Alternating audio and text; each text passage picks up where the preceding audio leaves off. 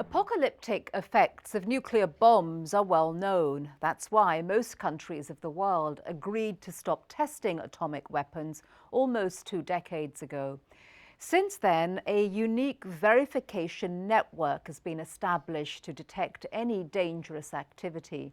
From Canada, here's our story.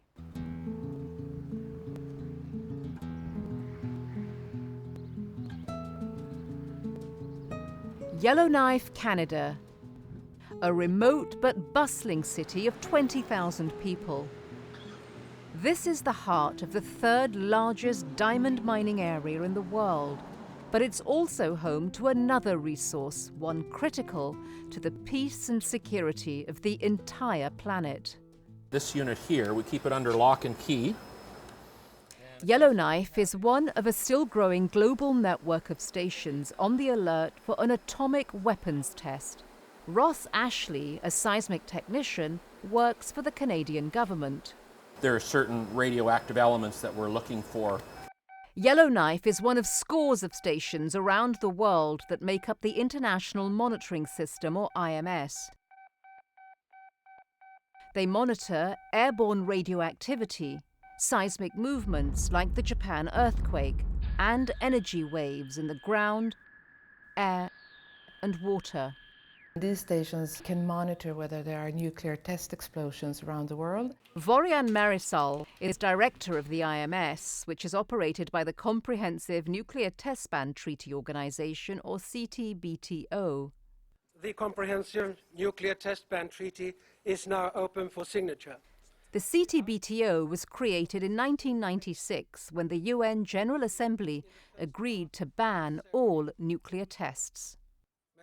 In order to be able to verify that none of the member states to the treaty actually do a test, the verification regime and the international monitoring system was established.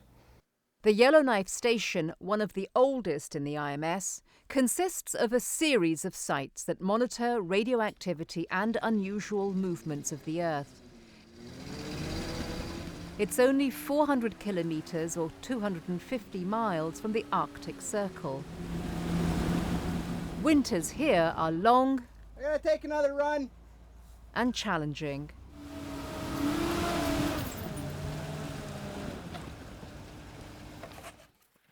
Winter, they get temperatures of minus 30, minus 40 degrees, and the equipment must be hardened to survive in such a harsh environment. Seismic engineer Jacques Pretorius helps maintain the IMS. The IMS requirements require a 98% data availability, which implies that a station can only be down for 7 days in a year. That's why we need very reliable equipment. And that goes into the design of a station like this. Brand new radio towers send signals from the new equipment to CTBTO headquarters in Vienna, Austria. The IMS network picks up all of the movements over the globe that the planet does.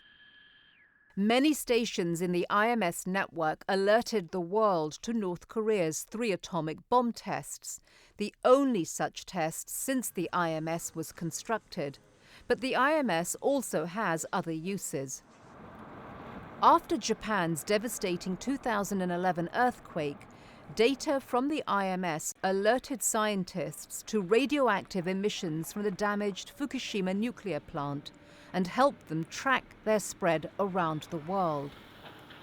And in February 2013, infrasound waves recorded by 20 stations tracked the largest space object to explode over Earth in more than a century, the meteor that crashed in Russia. Back in Yellowknife, its mission accomplished. A challenging 2-year upgrade to the site is now complete. Definitely we know that the installation was successful. Any anomaly will be reported to member states, which can then take action on everything from nuclear testing to natural and man-made disasters, helping to protect us all. It's cool working on a large verification regime such as the IMS network. I feel you make a small difference in the world. And that's all for this edition of 21st Century, sharing the world stories. I'm Daljit Dhaliwal. We'll see you next time. Until then, goodbye.